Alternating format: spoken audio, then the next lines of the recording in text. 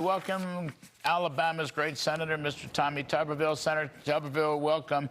I want to talk about all this juicy tax stuff in a second, but I want to just begin, Senator, with a new crackdown on Venezuela, essentially secondary tariffs on the sale of Venezuelan oil. Long overdue, don't you think, sir? Yeah, I do, Larry. Sooner or later, Venezuela is going to start playing ball with President Trump, but he's going to keep fighting them. I was in Colombia not too long ago. We can't even have an ambassador in Venezuela. The ambassador that we have for Venezuela has to live in Colombia next door. President Trump's going to get it straightened out. Just keep adding that to him. He will win out in the long run. They can't survive without oil and gas money, Larry. They will go under. And Maduro knows that, and he understands what President Trump's trying to do. He's just got to play ball with him. Yeah, you know what? They produce the worst kind of dirty oil anyway. Who needs it? Really, we're going to produce much more here. We don't need it. I mean, that's the long and short of it. Exactly. Their oil is very, very hard to deal with.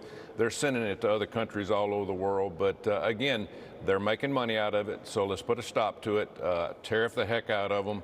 And again, it's like an embargo, but they cannot survive without oil and gas. Yeah, and just last one on this point. Guess who's one of their biggest buyers? Ha, ha, ha, China. There they go again. China's buying Venezuelan oil. China's buying Iranian oil to finance the war in the Middle East. China's buying Russian oil to finance the war in Ukraine. Isn't that interesting, sir? China, China, China?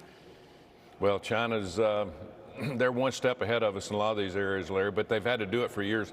They have no oil and gas. They've got to get most of it from Russia and all these other communist countries. At the end of the day, President Trump is going to put a big hurt on China when it comes to all the tariffs and the blockades he'll put on some of these countries.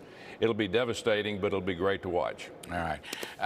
On the radio show over the weekend, I talked to Senator Crapo, head of the Senate Finance Committee. He was very optimistic about getting these tax cuts done.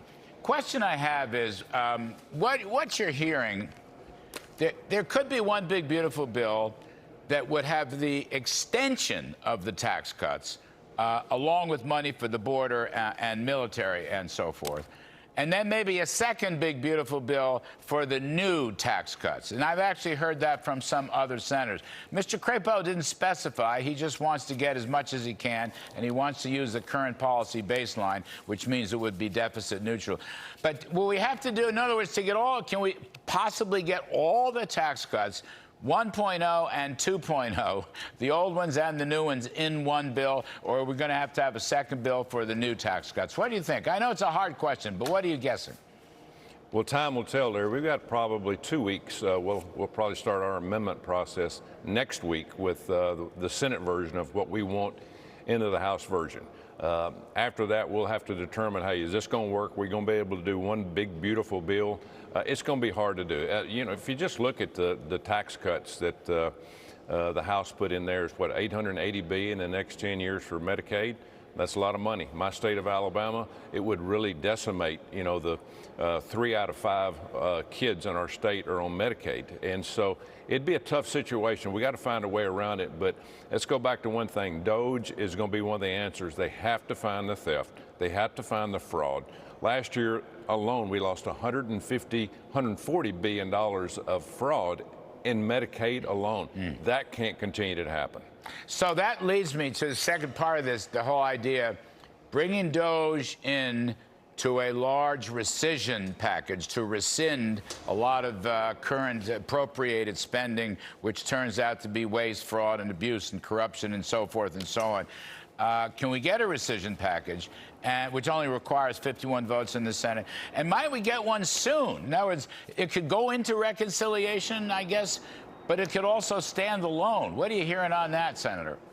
Well, that could be one of the answers. Again, they've still got a lot of work to do on finding the theft and fraud, Larry. They've worked very hard at it, and thank God we're doing this. We hadn't been evaluated as a country or a business in many, many years. We're overbloated. We're overspent. The American taxpayers have no extra money to send us up here, so we got to do tax cuts. But we also probably, as you're saying, get that rescission in there to where we can use those fraud entities that we're finding out, the theft entities, the people that are not going to work anymore, cut down the bloated government and make this thing work. I tell you, this is going to be a very interesting month for the United States of America. And to get it done, we've all got to work together, but at least we only have to have 51 votes here in the Senate. That's the chance that we have. Yeah, well, Senator, you know, they're all interesting months. I mean, they're all very interesting months. Just the last one on this point, and I want you and I are going to get on a plane and go to Greenland in just a second. But before we go to Greenland, I just wanted the tax cuts and the savings on regulatory costs, follow me on this, are so much greater than any potential tariff costs. I don't think people understand that or want. I mean, just back of the envelope calculation, the tariff story might be a couple of $100 billion. The tax cuts and the regulatory reduction, you know, you're talking $5-6 trillion. That's why people should not have. I mean, let's get reciprocal tariff policy in place and level the playing field. But why are people obsessing about it? The growth package overwhelms the tariff thing. Well, you're exactly right. What did President Trump say? We've got to cut our budget, we got to cut our spending, but we also have to grow the country. Yes. We cannot grow the country unless we have tariffs. People are moving back. We're getting calls all the time in my office, Senator Britt's office, about manufacturing moving back to Alabama, my state alone. People want to come back. They want to come back because they know that this is a place where we're going to be run the right way. Regulatory regs are going to go down the drain. We're going to protect people. But at the end of the day, Larry, we have to do something different. My God, we can't keep doing the same things. But President Trump's on the right track. They will make some mistakes, but he's got a great group and a great team working with him. And, you know, I look forward to it all working. But again, this is going to be like pulling teeth around here for the next month trying to get these packages passed. All right, let's, in the last minute or so, take the evening plane to Greenland. So Mike Waltz going to Greenland. The J.D. Vance's wife is going to Greenland. Here's the thing. Once again, the liberal media is saying, oh, Greenland is up in arms, this is too aggressive. Greenlanders, officials have said they would enjoy expanded commercial discussions. We already have a military base in Greenland. I mean, wouldn't a commercial pact, an investment pact, a security pact, isn't that the best way to proceed? And isn't that on the radar screen, really? Oh, it's on the radar screen. President Trump is two things, Panama Canal and Greenland. Panama Canal is working out exactly the way he wanted it to. You know, BlackRock bought both of the ports down there. The same thing with Greenland. It's all about national security, but it's as much about for the people of Greenland as anything. And if you just listen to them talk when they interview them on some of the interviews over the last month, they're all in on it. Now it's just we're going to have problems with the other group across the water. But I think President Trump's exactly right here. We don't keep going there for our health. I'll tell you, you don't go up there for your health. You go there to make something happen. President Trump's right on line with this. And again, he'll make it happen. He's a deal maker. All right. Terrific stuff. Thank you so much, Senator Tommy Tuberville, for your wisdom. We always appreciate it. All right, folks.